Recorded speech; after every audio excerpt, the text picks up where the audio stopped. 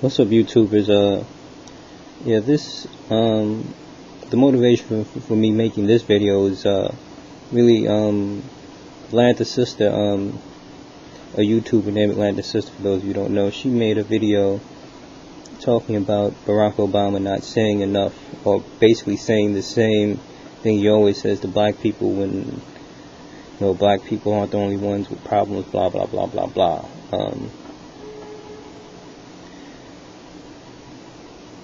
This is my take on what she had to say, and this is my take on the whole situation. See, on Thursday, Barack Obama gave a speech to the NAACP, and after that speech, the days following, it hasn't been that long ago, you walk around town. I'm here in New York City, you hear the black women talking about the speech, talking about healthcare, talking about things that, of that nature. But what do you hear black men talking about?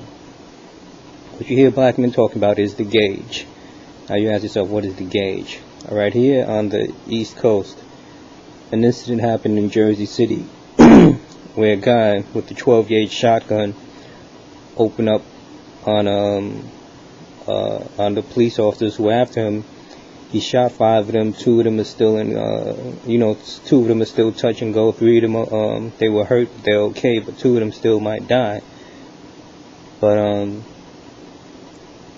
But everyone in the hood, or not even hood, I mean, they're black men who would never pick up a gun or a knife in their life, never been to jail. They talking about the gauge because the guy used a gun that, everyone, for some reason, it's kind of a man thing that they're talking about the gun, what kind of gun it was. Guys are talking about not just that gun, but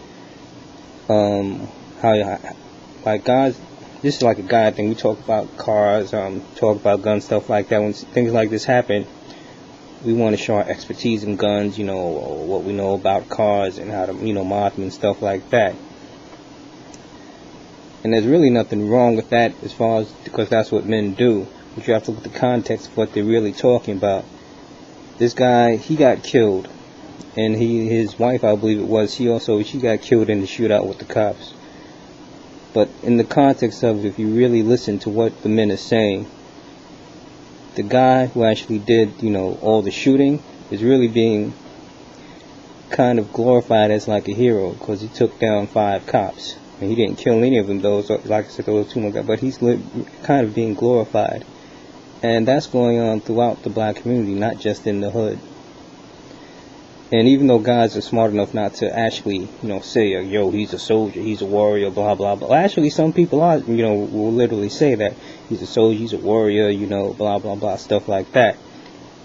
But, a lot of black men are saying this. And they're saying this in front of black children. Black, young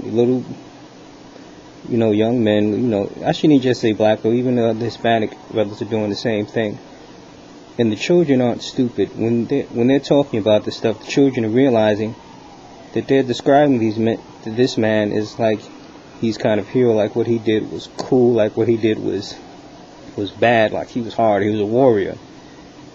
And the men who were saying this, 99% of them, if they had a gun, cops were to jump up on them, they wouldn't go out like that guy did. They just drop that gun, put their hands up, because they value their lives. They won't try to go out in a blaze of glory, but the message that they're sending to the kids, even though they don't even realize it, is that, hey, this dude was a warrior, he took out the cops, and let's face it, the black and Hispanic communities have kind of a contentious relationship with the cops anyway, but we shouldn't get into cops, after all, are still human beings, going rah-rah because some guy shot cops. That's a prison thing. Dudes in prison, like if that guy had survived, he would have been a celebrity in prison. The prison inmates would have loved him. The prison, the guards and the other people in the prison would have hated him. He would have had problems with them, but the inmates and everything would have loved him because he shot 5 cops. But that culture in prison exists within the streets. The same thing about the no snitching thing. It's the same culture, and it's not just with gangbangers. If you're just a gangbanger and you feel that way, that's your life. But this is with non-gangbangers. Is for some reason it permeates throughout our culture. And oh, even though this isn't called Atlantic System, for the men, if there are any men out there who are listening who are doing this, and they know about that, even if it's not that incident, they know about this incidents like this, they have to be careful when they talk to their and their children hear them talking about that. They have to really realize that the end result of the whole incident is that the man is dead and his wife is dead, and dead is dead. That means they have no more future, they have no more hopes, no more dreams.